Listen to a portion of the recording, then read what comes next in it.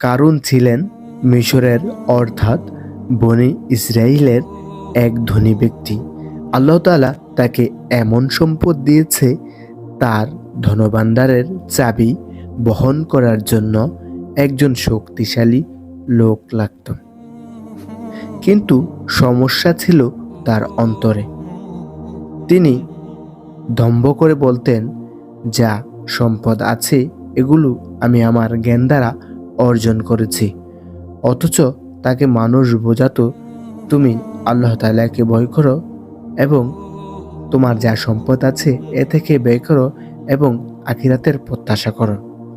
তিনি তাদের কথা কখনোই শুনতেন না। মানুষ তার সম্পদ দেখে আফসোস করত। মানুষ বলতো, আহ, এমন সম্পদ যদি আমাদের হতো।